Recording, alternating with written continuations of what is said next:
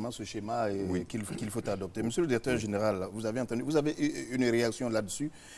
Comment une chose expliquée aussi clairement pose encore problème? Pourquoi est-ce que certains sont encore hésitants alors que les explications que vous donnez sont avantageuses pour tout le monde?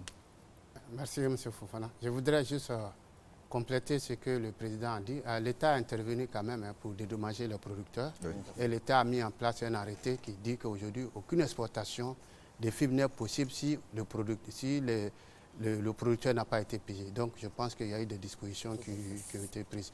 Alors, comme il a dit, on est tous d'accord que le zoning, c'est important pour la filière parce que ça permet de minimiser les coûts de transport au niveau de la filière et ça permet de régler un certain nombre de choses. Il a même pris le cas des traitements insecticides.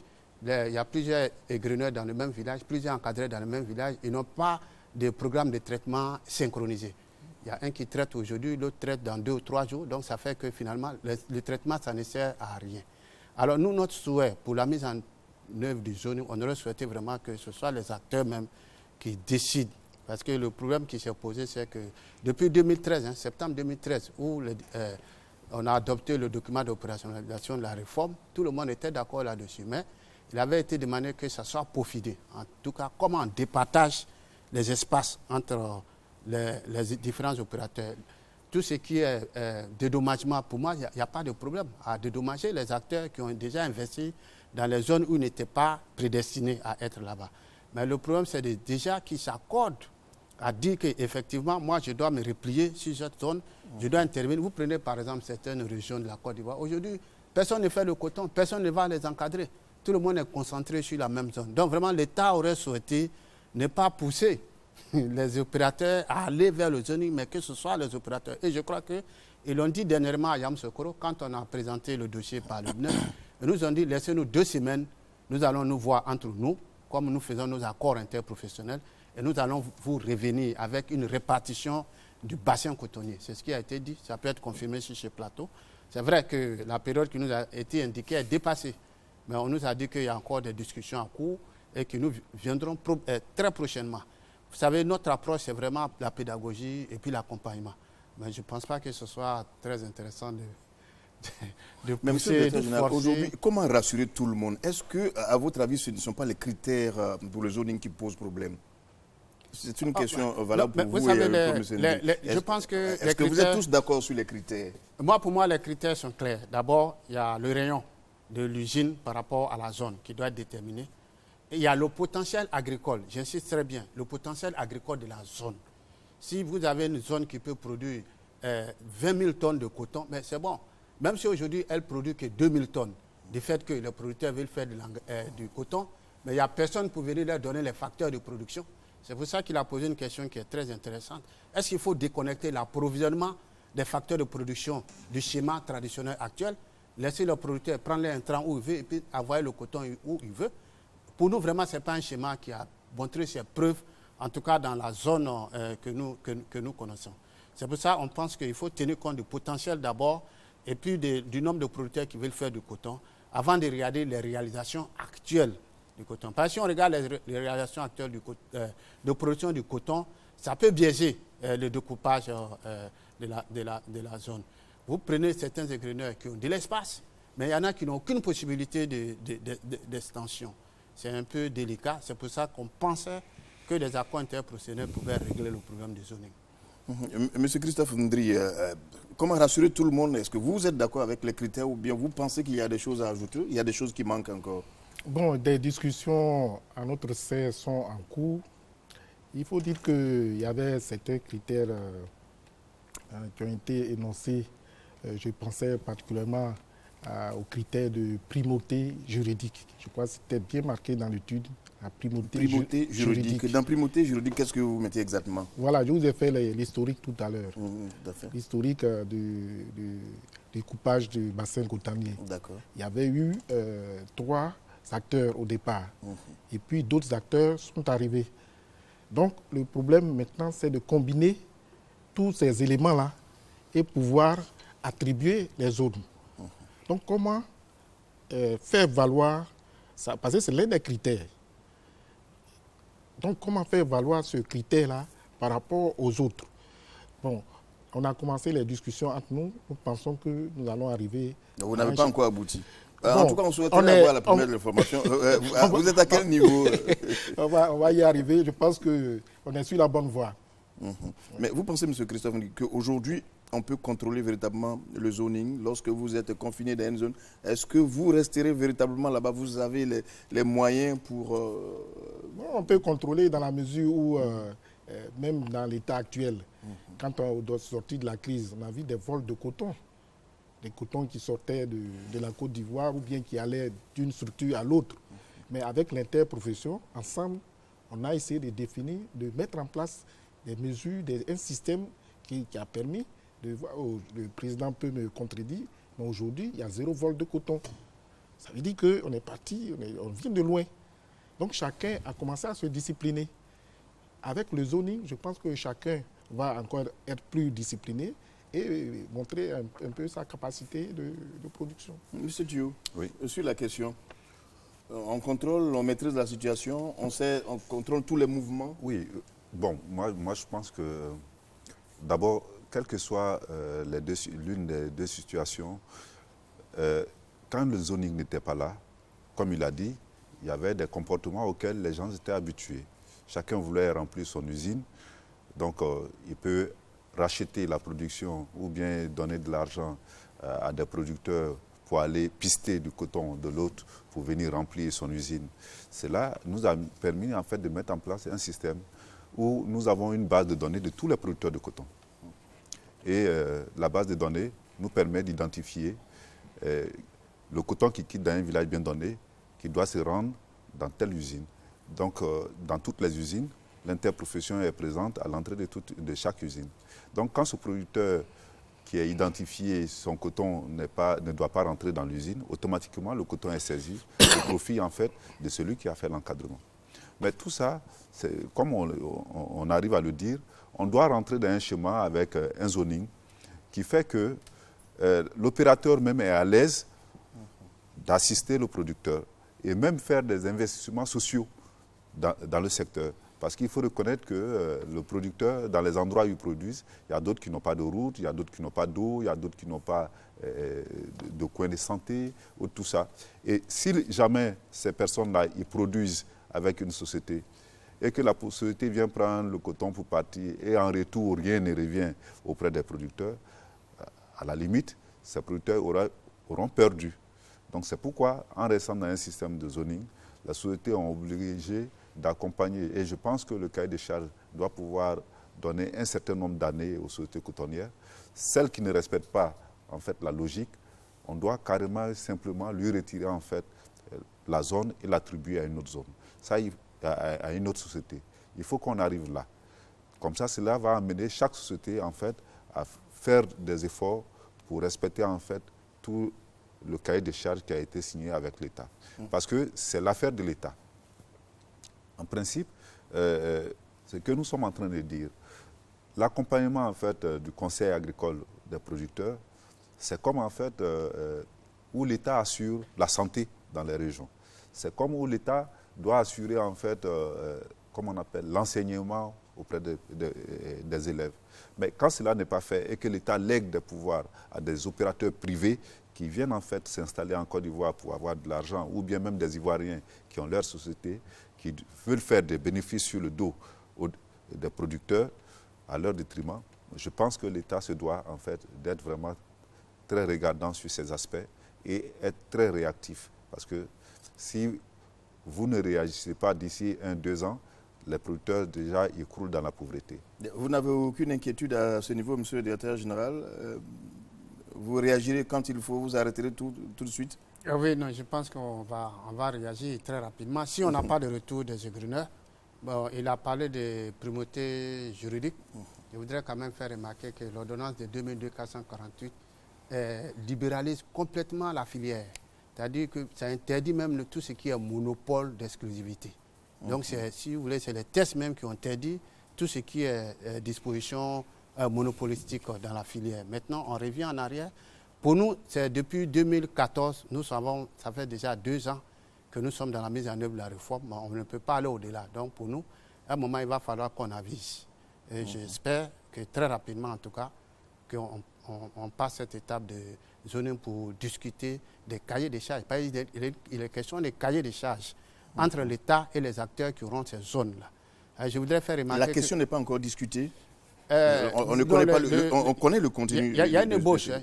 L'essentiel, on est d'accord, il y a une ébauche. Il y a les responsabilités de part et d'autre. Je pense qu'il a cité quelques cas.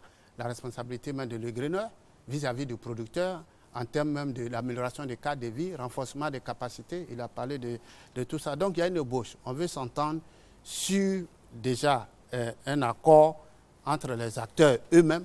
Et puis maintenant que nous entérinons cet accord. Et pour nous, c'est très pressant parce que nous sommes très en retard dans la mise en œuvre de tous les axes stratégiques de la réforme de la filière coton. Donc vous voulez rattraper ce retard et très rapidement. Monsieur Konaté Vassiliki, là on va parler du troisième point. Je voulais un peu... Oui, allez-y. Sur le zoning, je voulais préciser quelque chose. Vous savez, nous sommes dans un environnement qui est concurrentiel. Le coton et l'anacarde interviennent dans la même zone. Aujourd'hui, c'est environ 1 400 000 hectares d'anacarde qui ont été plantés. Et l'anacarde, c'est une culture pérenne. Lorsque le occupe un espace, vraiment c'est définitif. En tout cas, il faut attendre encore quelques années. Le fait que le zoning va permettre certainement à ces opérateurs qui seront déployés de ne pas négliger certaines zones. Par exemple, les zones qui étaient des zones de grande production, comme les zones de bois flé où il y avait des productions de qualité autour des attaques, etc., mais sont abandonnées depuis. D'autres cultures n'attendent pas. L'espace est occupé en même temps par deux spéculations agricoles. Il est dans l'intérêt des sociétés de grainage d'aller vite au zoning, ne serait-ce que pour préserver la pérennité de ces espaces-là et pérenniser vraiment l'exploitation cotonnière. C'est très important parce que chaque année, les hésitations qui sont faites vont permettre aux autres cultures aussi de ne pas attendre, d'occuper les espaces et les surfaces disponibles pour cultiver le coton, chaque année, vont se réduire. Et ça, c'est très dangereux même pour la survie même de l'activité cotonnière. Il faut qu'elles prennent conscience et qu'elles laissent de côté un peu ces intérêts dispersés, qu'elles aillent à l'essentiel. Si une convention unit ces différentes sociétés de grainage, mais l'État ne pourra qu'accompagner cette convention. S'il y a un accord entre ces acteurs, que ce soit de type monolistique ou pas, à partir du moment où ces acteurs sont d'accord pour dire, bon, nous voilà ce que nous voulons, nous sommes d'accord dessus, et chacun des acteurs signe le document en question, mais l'État n'aura pas de problème pour appliquer les réformes en question. Très bien. En tout cas, on a très peu parlé de l'anacarde parce que selon les informations que nous avons, tout va très bien. Tout va très bien. Tout va très bien, l'anacarde. L'anacarde avance. Très bien, l'anacarde avance. Donc, on va avancer avec le coton. Voilà. Parlons des prix. Je commence par vous, M. Konaté. Oui. On a souvent entendu les producteurs le dire, donnez-nous notre filière. Donnez-nous notre affaire. Je ne comprends pas totalement ce que cela veut dire. Est-ce que cela veut dire qu'ils sont mal rémunérés?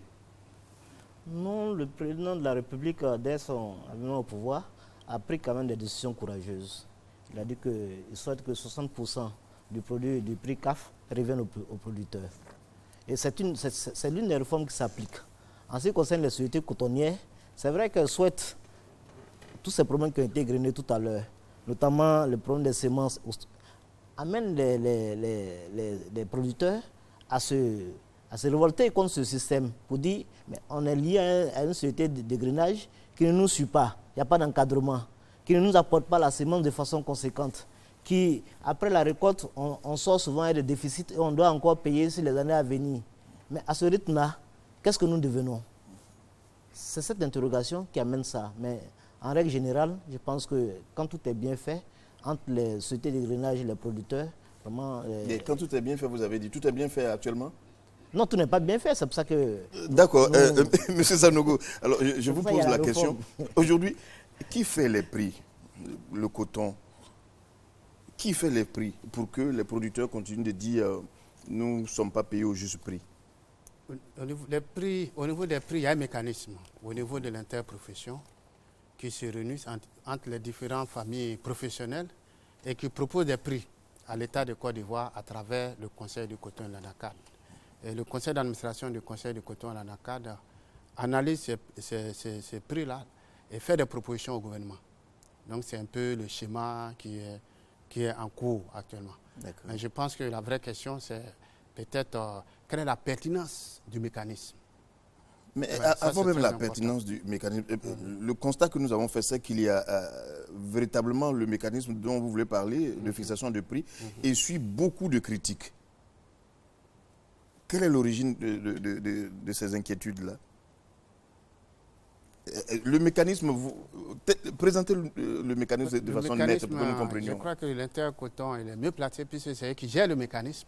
Je pourrais peut-être dire quelque chose. Non, votre avis compte avant même oui, de bon, parce que nous, aujourd'hui, vous savez, le premier mécanisme de fixation des prix, ça a été arrêté par le BNET. Je crois le Coris BNET, c'est ça, le mécanisme Coris. Horus.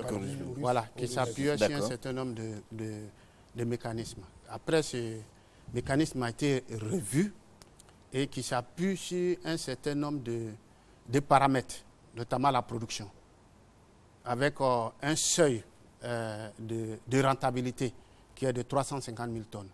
Donc, sur cette base-là, on détermine, en fonction du niveau de la production, on détermine le pourcentage du producteur dans le prix de revient, prix de revient et le pourcentage de l'égreneur. À partir du pourcentage du producteur, on déduit un certain nombre de charges communes, qui sont tout ce qui est charges d'encadrement, parafiscalité, pour arrêter un prix. Voilà un peu comment le mécanisme est fait. Maintenant, il s'appuie aussi sur les valeurs du dollar, et surtout le rendement aussi à l'égrenage. Donc, en gros, c'est un peu ça. Et oui, allez-y. Chaque année, en général, ça pose beaucoup de discussions au niveau des acteurs. Bon, nous, notre rôle, c'est de regarder si le mécanisme était bon.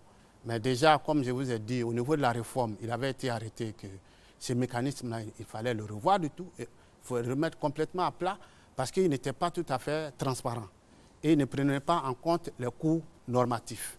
Ce que nous voulons aujourd'hui, c'est qu'il y ait un mécanisme qui s'appuie vraiment sur des coûts normatifs, de telle sorte que les uns et les autres se sachent obligés de pouvoir faire des efforts d'optimisation de leurs coûts. Parce que si vous avez un mécanisme qui est basé sur des coûts normatifs, je vous donne un exemple, si on dit pour mettre 1 kg de fibre de coton sur le marché international, vous devez dépasser 50 francs. Mais celui qui dépasse 40 francs, vous voyez qu'il a de l'argent, il a une marge. Celui qui dépasse, qui a 55 francs, il y a 5 francs en plus. Pour nous, ces 5 francs-là ne doivent pas être en déduction du prix au producteur, mais il doit être supporté par celui qui a créé ces dysfonctionnements. Donc, nous, on milite vraiment pour un mécanisme comme ça, qui ne s'appuie vraiment pas sur la quantité de production. Parce qu'aujourd'hui, le mécanisme s'appuie sur la production. Si vous produisez 100 000 tonnes, si la production de Côte d'Ivoire est 100 000 tonnes, on ne pourra même pas servir 100 francs au producteur. Par contre, si la production c'est 800 000 tonnes, on peut même payer le coton à 500 francs. Parce que ça s'appuie vraiment sur la production. Mais nous, on veut un mécanisme qui s'appuie sur un coût normatif, qui prend 1 kg de coton, quels sont les frais d'approche pour le mettre sur le marché international. De telle sorte qu'aujourd'hui, tout le monde peut se dire que moi, je dois faire des efforts sur mes coûts. Je dois faire des efforts sur mes coûts de transport, je dois faire des efforts sur mes coûts industriels, je dois faire des efforts sur mes coûts industriels, mes coûts agricoles. C'est comme ça que je peux dégager de la marge et pour la filière et pour moi-même.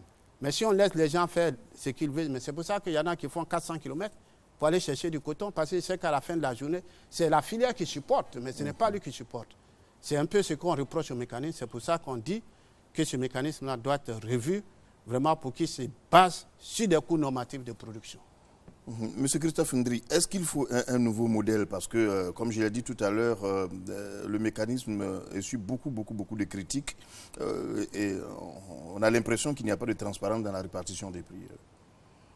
Non, je ne pense pas que le problème de transparence se pose. C'est dans l'applicabilité même des mécanismes.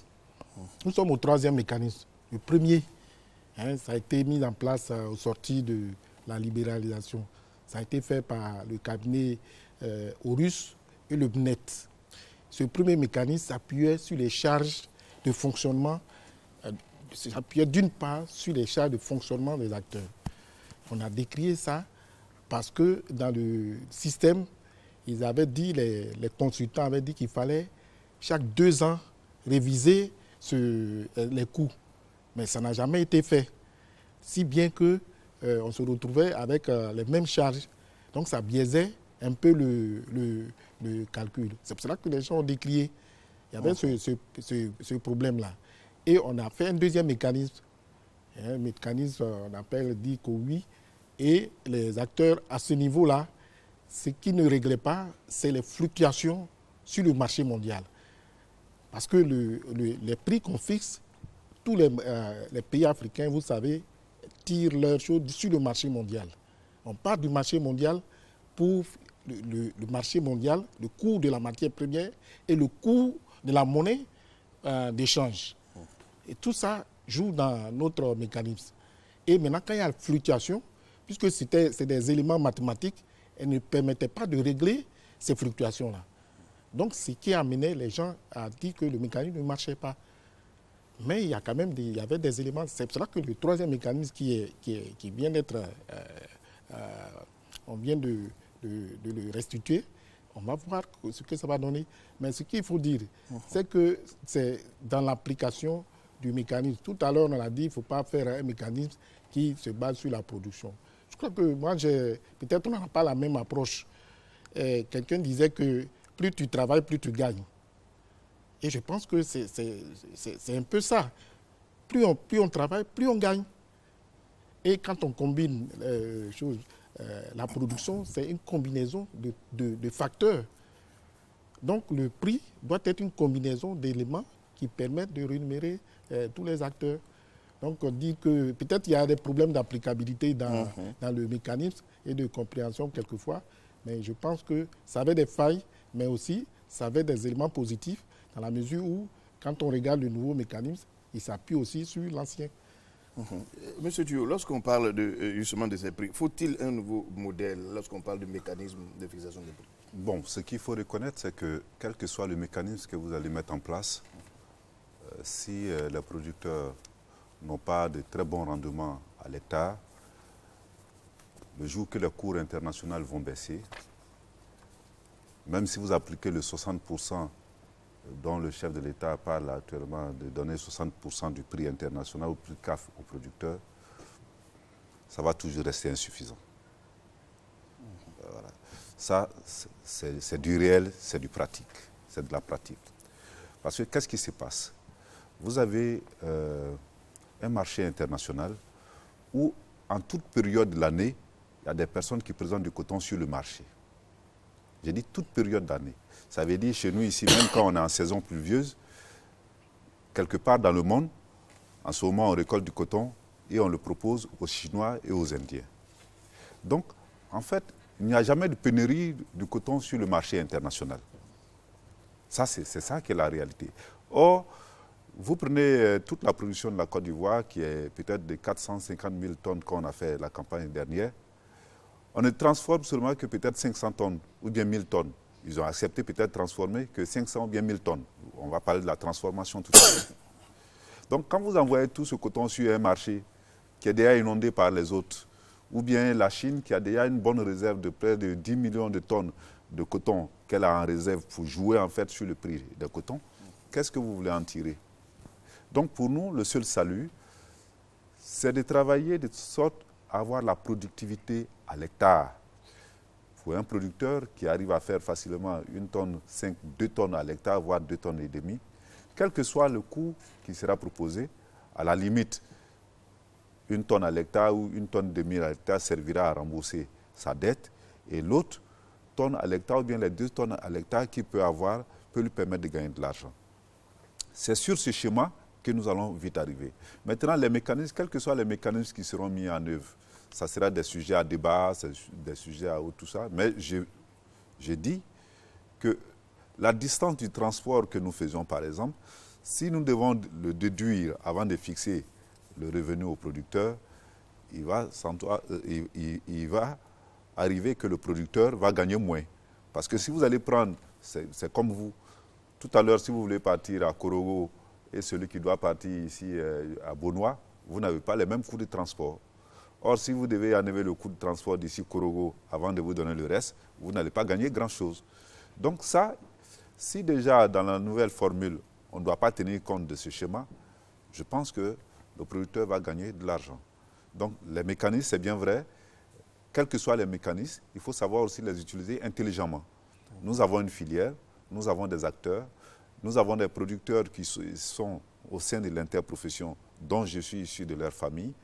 Nous avons des industriels, On a des triturateurs, on a des filateurs, tout ça. Donc, à chacun de poser en fait ses réalités. Et puis, on regarde à travers les mécanismes, on propose des prix. Mais il ne faudrait pas éviter surtout, quel que soit ce que le mécanisme va donner, il faut qu'on permette aux interprofessions, malgré ce que les coûts que les mécanismes vont donner, de discuter ou bien d'avoir des accords entre les acteurs. Parce que vous pouvez arriver dans un mécanisme à fixer peut-être un prix de 225, ou bien un prix de 200 francs, ou bien un prix de 180 francs aux producteurs.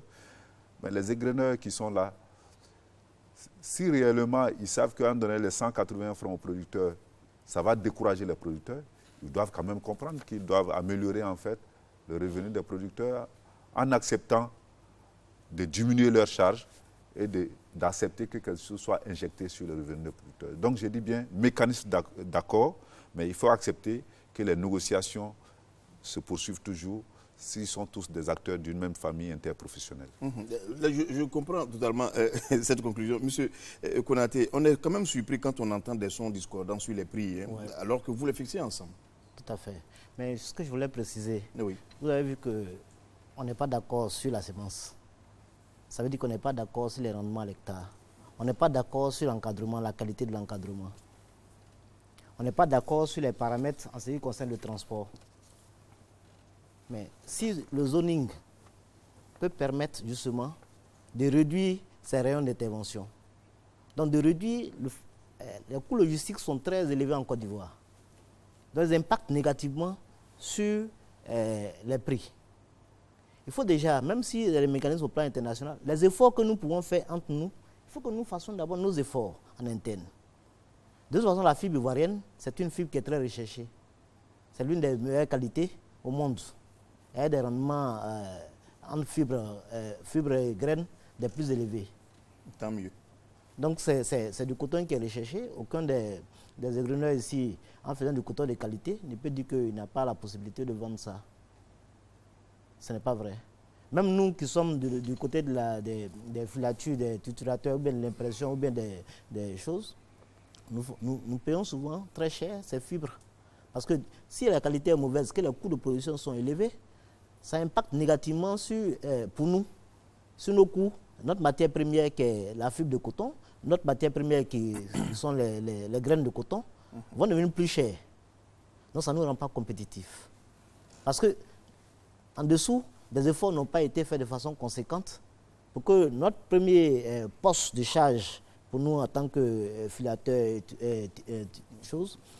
notre premier poste de charge, c'est notre matière première. Donc si les coûts sont élevés à un certain niveau, l'industrie locale ne peut pas supporter. Ce n'est plus rentable. Mais malgré ça, nous payons quand même à des niveaux très élevés le peu de fibres, qui ne sont pas souvent de très bonne qualité, à des prix assez élevés. Parce que les meilleures qualités sont destinées ailleurs. Ça veut dire qu'à l'intérieur aussi, il y a des possibilités à faire. On demande simplement que ces sociétés de grainage acceptent le zoning, déjà la proposition gouvernementale, qu'elles aillent vite dans ce schéma pour préserver l'ensemble, parce que c'est l'ensemble de la filière qui sera préservée à travers ça. Ce n'est pas seulement les producteurs, ce n'est pas seulement les égreneurs, ce n'est pas seulement les filateurs ou les triturateurs, c'est l'ensemble de la chaîne qui est pérennisée. Il faut que eux qui sont rattachés directement aux producteurs, parce que nous sommes dans un système de gestion intégré, ils sont directement rattachés aux producteurs. Les producteurs dépendent d'eux.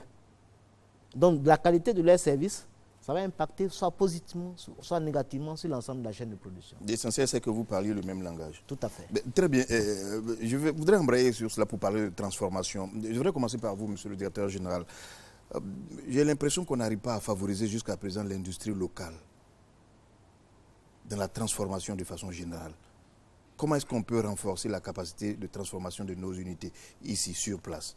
Merci beaucoup, M. Fofana. Il faut dire qu'au niveau de filature tissage, il est là le représentant. La capacité aujourd'hui est autour de 20% au moins de la production nationale. Au niveau de la trituration, les unités de trituration qui existent peuvent absorber la totalité de la production de graines de la Côte d'Ivoire. La totalité? La totalité de la production de graines, les unités de trituration qui existent peuvent le faire. Alors, aujourd'hui, on nous dit que nous sommes dans un système libéralisé et que les égreneurs peuvent faire de ce qu'ils veulent leur production, que ce soit la fibre ou la graine, ils peuvent les envoyer n'importe où. Donc nous, ce que nous faisons en tant qu'État, c'est que nous essayons de les sensibiliser pour qu'au niveau de l'interprofession, il a parlé de l'interprofession, les accords interprofessionnels, ce n'est pas seulement sur les prix, c'est aussi les accords d'approvisionnement entre les acteurs, entre les différentes familles. Donc nous souhaitons et nous travaillons à ce que les acteurs, entre eux, s'accordent pour pouvoir assurer l'approvisionnement des industries locales. Parce qu'il va de la valeur ajoutée, il va de la création d'emplois. Aujourd'hui, le ministère de l'Industrie a dû s'impliquer fortement cette année pour pouvoir amener les opérateurs à accepter de livrer une partie de la graine, par exemple, aux unités de trituration. C'est vraiment un problème, mais c'est une sensibilisation que nous faisons auprès des égreneurs, parce que je rappelle que la graine qui est produite en Côte d'Ivoire se retrouve partout dans le monde, dans les pays limitrophes, alors que dans ces pays-là, il est interdit d'exporter la graine. Donc nous travaillons à ce qu'il y ait des sensibilisations, parce que pour nous aussi l'interprofession c'est ça, hein, c'est d'assurer aussi la garantie. Monsieur le Président, vous n'avez aucune possibilité de laisser entre nos frontières notre production quand vous-même vous dites que nos unités de production peuvent tout transformer sur place. Tout sort pourtant. Oui, même s'il n'y a pas de tests, s'il n'y a pas de tests que c'est légalement vendu, je pense que le produit, on ne peut rien. S'il n'y a pas de test qui est interdit et que le produit est légalement vendu, mais on ne peut rien. J'ai envie de dire, ça sert à quoi nos unités de transformation? Alors, si on ne peut pas leur donner... C'est pour ça qu'il faut sensibiliser déjà les égreneurs pour qu'on puisse trouver des accords interprofessionnels qui assurent l'approvisionnement de nos huileries et nos industries de filature textile. Voilà. Pour nous, c'est d'abord une sensibilisation parce que je vous ai dit que l'interprofession, son rôle, ce n'est pas seulement de discuter le prix aux producteurs. Ouais, c'est aussi de régler les problèmes au niveau de leur famille. Ils ont des familles. Il y a une famille des industries textiles, il y a une famille des triturateurs.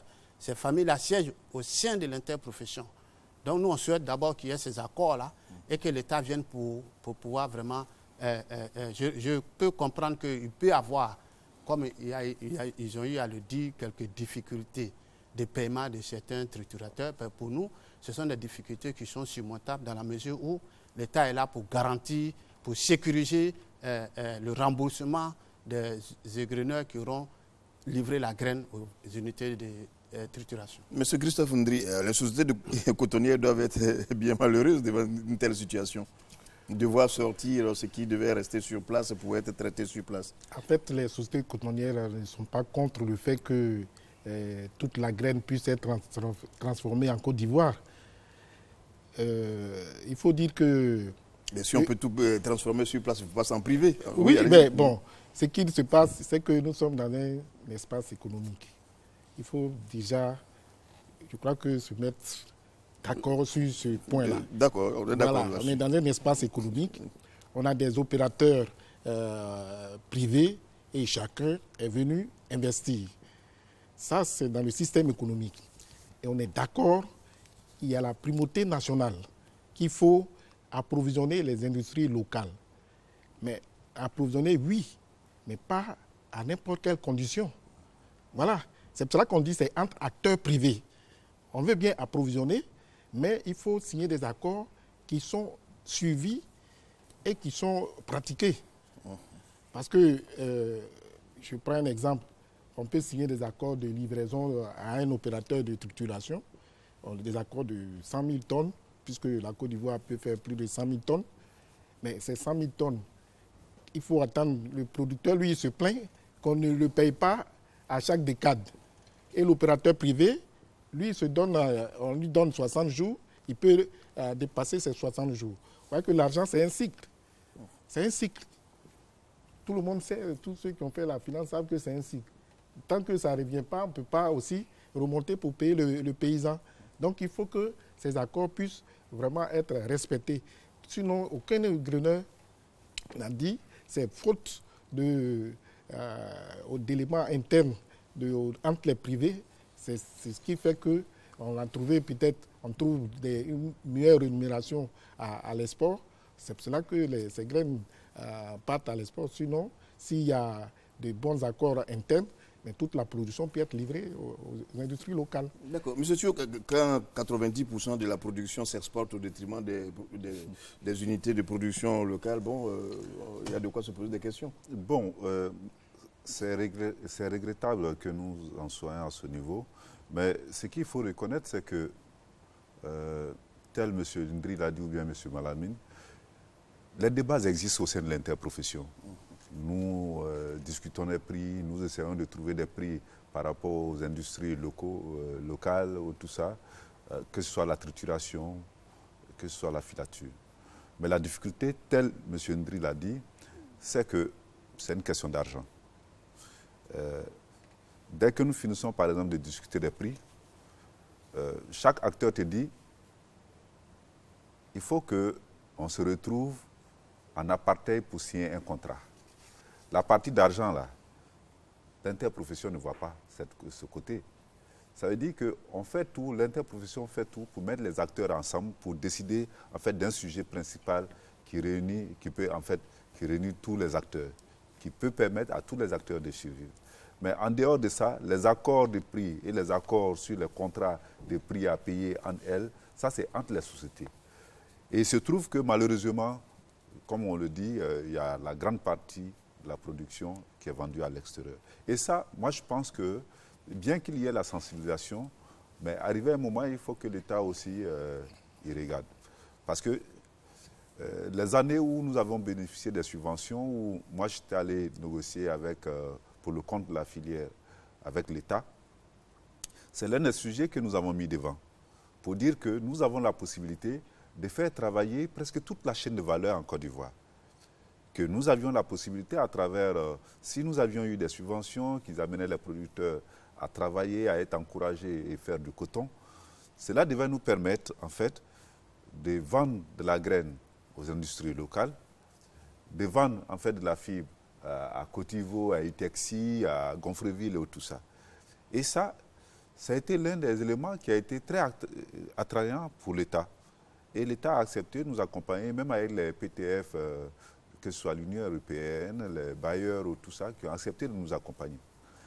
Mais notre surprise a été, dès que le système a été lancé, dès qu'on parle de ça, on dit « Ah, c'est affaire d'argent. Hein. » Oui, c'est toujours un peu compliqué. Voilà, je comprends parfaitement. Donc c'est pourquoi nous, on pense que si l'État estime qu'elle nous a suffisamment accompagnés, arrivé à un moment, elle a le droit d'interpeller les uns et les autres et leur dire « Oui, moi j'ai beaucoup fait pour vous, ça c'est tout à fait normal, mais on doit donner du travail aux Ivoiriens. » Ben, je voudrais quand même rappeler que le directeur général vous a déjà interpellé tout à l'heure. Oui, il nous interpelle, mais moi doit je se dis... discuter, Si, rien ne doit être fait en aparté. Je comprends parfaitement votre position. Il ne reste plus que 3 minutes, malheureusement. Okay. De vous imaginer, les 90 minutes, ça passe très vite. Donc je commence la conclusion par vous, Monsieur Konaté. Pour terminer complètement, qu'est-ce que vous pourriez nous dire sur la filière, ses problèmes et surtout ses solutions, vraiment en 1 minute?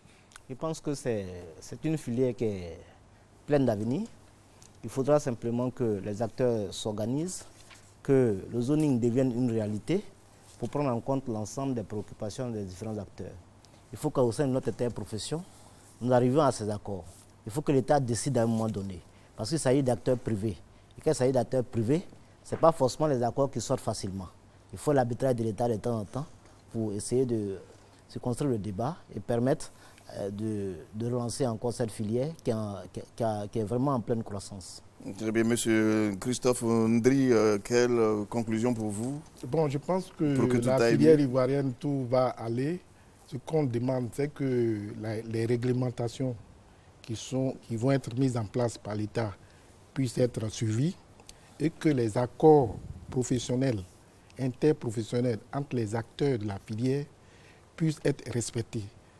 Parce que c'est vrai, l'État veut réglementer, mais l'État en même temps a donné la latitude aux interprofessions de s'organiser et d'animer leur filière. Donc il faudrait que les accords que les acteurs signent, il faut que ces accords-là aussi puissent être respectés et mis en œuvre. Que vos accords puissent être respectés. Monsieur Thio, vous terminez? Bon, pour moi, c'est de rassurer en fait tous les acteurs, leur dire que la filière coton, elle peut être porteuse, elle peut être source de nourricière pour tous ceux en fait, qui travaillent dans la filière, à condition que tout se passe dans la discipline. Parce que c'est clair qu'à tous les niveaux, il y a des difficultés, mais si les acteurs échangent et s'accordent, je pense qu'on peut réussir ensemble. Et ça, vraiment, c'est ce que je peux leur demander, c'est d'accepter de travailler dans une discipline et de respecter la logique qu'on se fixe entre nous au sein de l'interprofession. Tout ce qui a été dit, M. Sanogo Malamine, ressemble à une proposition pour l'État de Côte d'Ivoire. Qu'est-ce que vous concluez? Alors moi, je voudrais d'abord conclure en remerciant le président de la République, à travers lui, son gouvernement, pour vraiment accorder une attention particulière à ces deux filières-là, en autorisant la réforme de ces filières. Et je voudrais attirer l'attention de la filière coton pour dire que la filière anacarde, comme vous avez dit, se déroule dans les deux zones, dans le même espace géographique. Et la réforme de la filière anacarde est très avancée. Aujourd'hui, on est très en retard au niveau de la filière coton. Si les producteurs ne se retrouvent pas dans le prix du coton, en tout cas, ils vont facilement abandonner le coton au profit d'autres spéculations, surtout l'anacarde. Donc, je voudrais rapidement attirer leur attention pour dire que si on n'opérationnalise pas la réforme de la filière coton, en tout cas, on va perdre beaucoup d'argent dans cette filière et même le risque même de la durabilité de la filière coton. C'est vraiment l'attention et le cri d'alerte que je voudrais adresser aux acteurs de la filière coton, tout en leur disant que nous sommes disposés vraiment à les accompagner. Voilà, ce n'est pas une question de privé, ce n'est pas une question de public, c'est une question de partenariat public-privé pour atteindre les mêmes objectifs qui sont une meilleure rémunération du producteur pour qu'il puisse perpétuer la production du coton en Côte d'Ivoire. Monsieur Malamine Sanogo, directeur général du Conseil du coton et de l'anacarde, merci d'être venu sur ce plateau. Juste auprès de vous, Monsieur Christophe Ndri, vous êtes le secrétaire exécutif de l'Association professionnelle des sociétés cotonnières de Côte d'Ivoire. Et Monsieur Lassina Thiou, président de l'interprofession du coton. Et on termine par Monsieur Vassiriki Konaté, président de l'Association des professionnels du textile. En tout cas, merci à vous, messieurs. Encadrement, formation, recherche, commercialisation et transformation, il faut pouvoir associer tout cela et aussi amener tous les acteurs de la filière à parler le même langage. Le défi, il est énorme, cela a été dit, mais possible comme on vient de l'entendre. Merci et bonsoir.